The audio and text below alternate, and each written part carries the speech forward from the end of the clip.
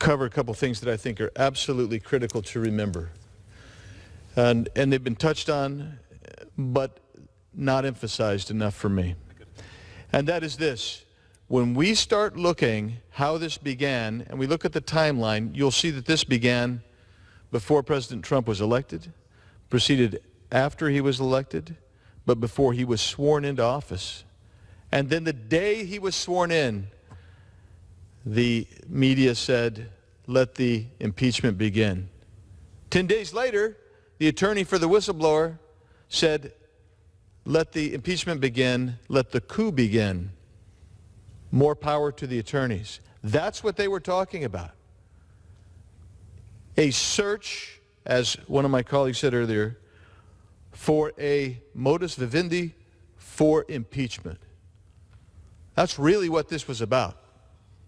And so you get a phone conversation, and in that phone conversation there's an amicable discussion of numerous things. That phone conversation has been misquoted. It has been deliberately fabricated by the person who no doubt will be on one of the House managers going over to the Senate. Be my guess he is.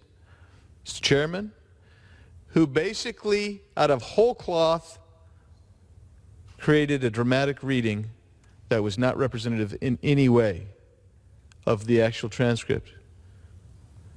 This is the same individual who promised us we would get to interview and depose the whistleblower, because that is where this engine got started, is with the whistleblower. That never happened. And so along the way, as witnesses were subpoenaed to talk and the president exercised his executive privilege, my colleagues on the other side of the aisle said, we do not have time to go to the court and determine whether that executive privilege is being exerted in an overly broad manner, whether we can narrow it, or whether it's completely inappropriate. We just don't have time, because you know why? We got to impeach this president tomorrow because it is as if he is an absolute destructive force and an immediate danger to this republic. And the reality is, they got their vote, and here we sit. Here we sit, total of 27 days since the day of the vote. That day was there. We're told it's going to go tomorrow. My colleague from Virginia has very ably explained that there's a distinction between informing the Senate procedurally and having the vote on House managers. But the point he was making, and I wish to also join in, is this. You simply have seen a process that has been devoid of the normal rules of precedent in this House. And when we see these amorphous charges, these articles passed by this body, it tells you two things that make this a supreme danger to the republic going forward. And all of them pointing to what my colleague from Florida said is the danger that the impeachment process will be misused for political purposes. And that's this. Number one, process matters. Process always matters.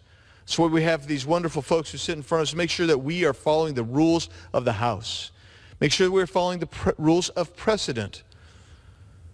It's not unlike international law, quite frankly, where all you're relying on is precedent, and you just change it very simply. And if you don't have those rules, you don't have integrity to the rules, then the minority rights are abused. And when the minority rights are abused in this place, that means tens of millions of Americans, their right of representation is diffused and abused. So you have that problem. Then you have the fundamental idea of trying to impeach on things like obstruction of Congress. Well, I just told you how Congress was not obstructed. Congress had a remedy. You cannot have obstruction if you have a remedy. The remedy was to go to the other branch and resolve it. They chose not to. These are the two problems in the most virulent way.